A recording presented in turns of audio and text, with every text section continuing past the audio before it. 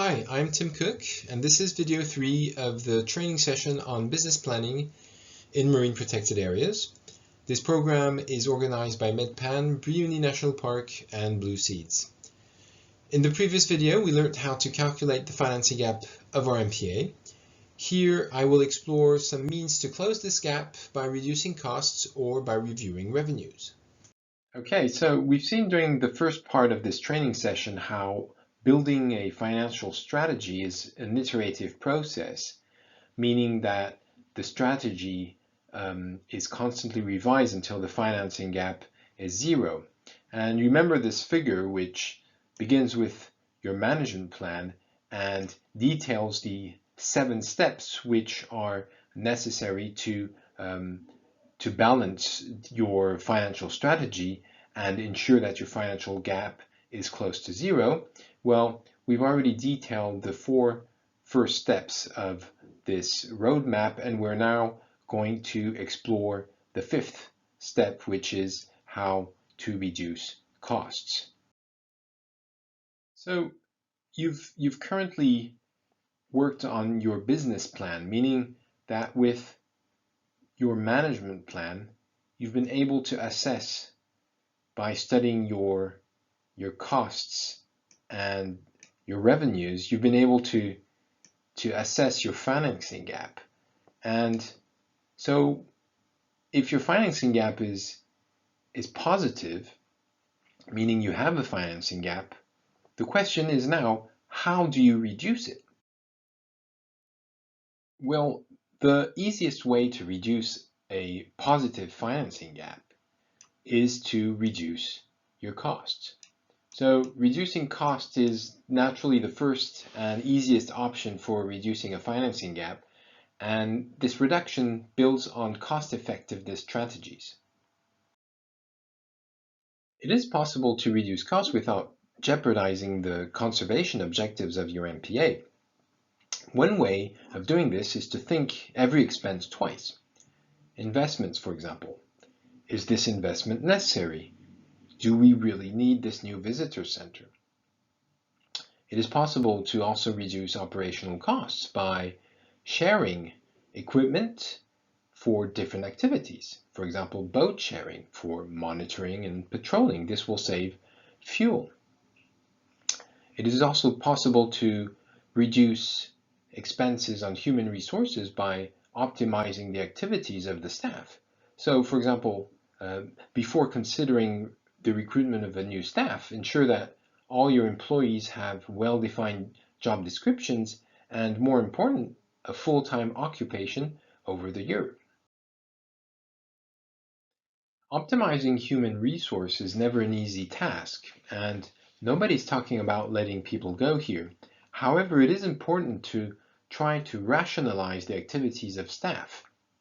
And an example in this respect is the management decisions taken in the Archipelago de Cabrera MPA in Spain, where management identified 67 different tasks and reported the description and duration of each one of those activities into an Excel tool.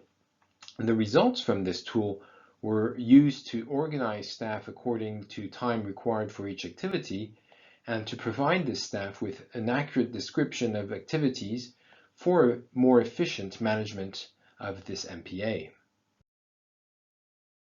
Another way for an MPA to reduce its cost is to develop strategic partnerships. For example, scientific partnerships with a university. A partnership with a university or a research institute will allow scientists to conduct research inside the MPA in exchange for researchers sharing their data and results with the MPA itself.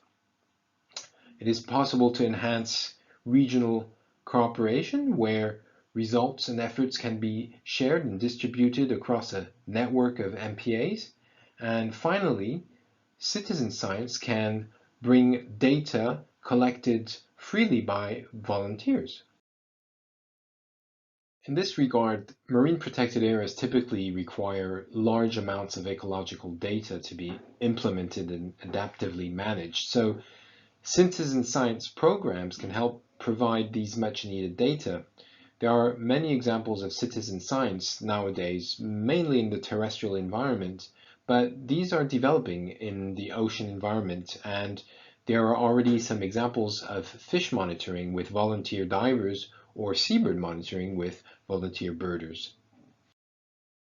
However, even after you've tried to reduce your costs, even after you've optimized your human resources and rethought your investments, for example, well, your financing gap might still be positive. Now, in this case, before you start searching for new revenues, you might want to consider to analyze your existing funding sources and try to develop a strategy to secure and increase these streams of revenues which you already have.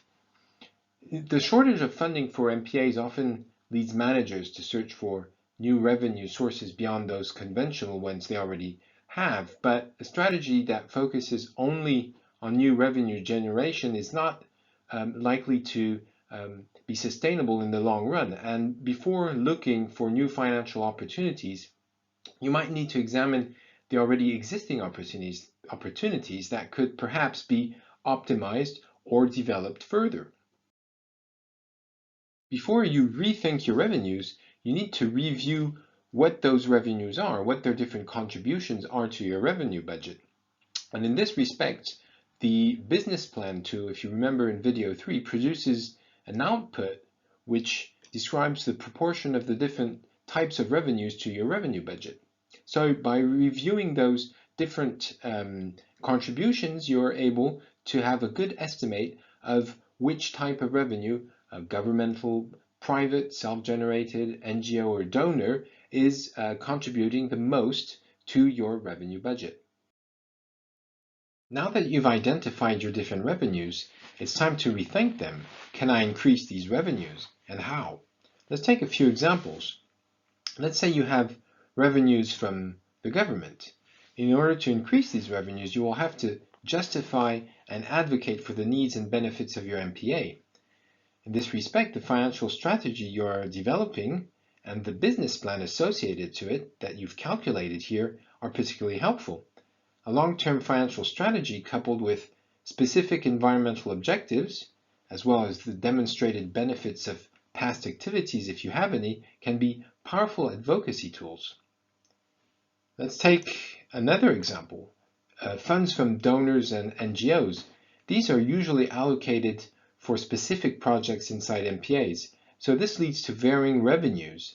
So most internationally funded or NGO funded projects don't have follow-up when they're finished, so you would want to allocate these funds in priority to short-term projects rather than counting on them over the long term.